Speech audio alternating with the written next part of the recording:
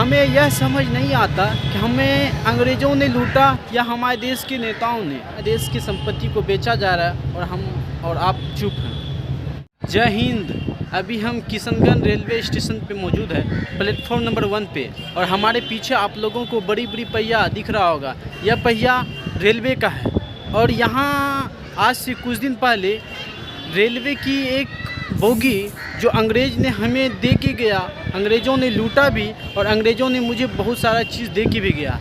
यहाँ रेलवे की एक डिब्बा था और उस डिब्बा को लोग देखते थे क्योंकि हमारे देश की संस्कृति, हमारे देश की पुराने चीज़ों को देखने के लिए यहाँ एक रेलवे की कोयला वाला एक डिब्बा रखा गया था। लेकिन उस डिब्बे को अब हमारे देश के महान नेता सब अब उसे बेच रहे हैं। आखिर इस यहाँ मौजूद डिब्बे की क्या हुआ, यहाँ मौजूद डिब्बे को किसने बेचा, यहाँ मौजूद डिब्बे के क्या कसूर था, उसे काट के उसे अब लोहे के दाम में बेच दिया गया। हमें यह समझ नहीं आता कि हमें अंग्रेज़ों ने लूटा या हमारे देश के नेताओं ने। अब हमें यह समझ नहीं आ रहा है कि हमें अंग्रेज़ों ने लूटा है या अंग्रेज़ों ने कुछ दे के गया है।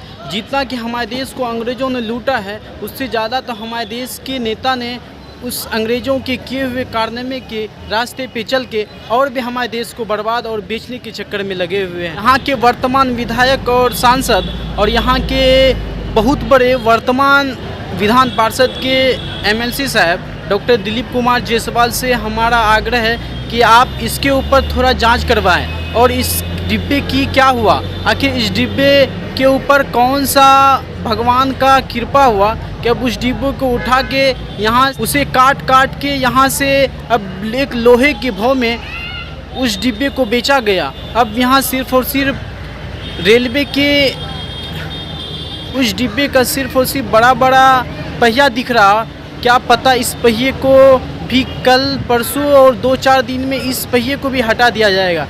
कृपया आप लोगों से आग्रह है, बिहार के और भारत सरकार के रेलवे डिपार्टमेंट के मंत्री यशस्विनी वैष्णव से आग्रह है कि इसके ऊपर जांच बैठाया जाए और कि क्या कसूर था कि उसे यहां से हटा दिया गया और हटाया नहीं गया बल्कि उसे काट के बेच दिया गया एक लोहे के दाम में।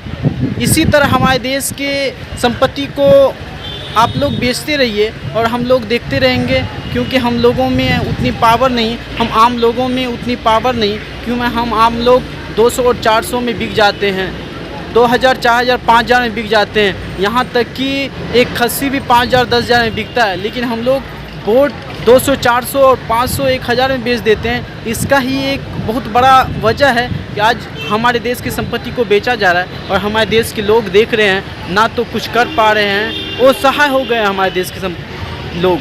हमारे देश की संपत्ति को हमारे आँखों के सामने, हमारे देश के लोगों के आँखों के सामने उसे बर्बाद किया जा रहा है, उसे काटा जा रहा है, उसे बेचा जा रहा है।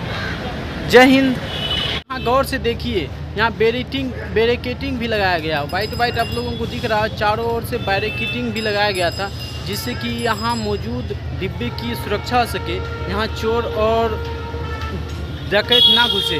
लेकिन यहाँ तो बड़े बड़े चोर डकैत घुस रहे हैं। रक्षा के पर्दा को ओढ़ के लोगों के अंदर से गांड काट रहे हैं। या नेता और सिस्टम बैठे अधिकारी की मनमानी आज लोगों को सहना पड़ रहा है।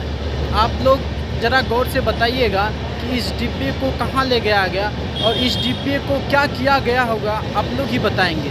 क्या इस डिब्बे को सच में मैन्युफैक्चरिंग के लिए, नया प्रोडक्ट बनाने के लिए भेजा गया?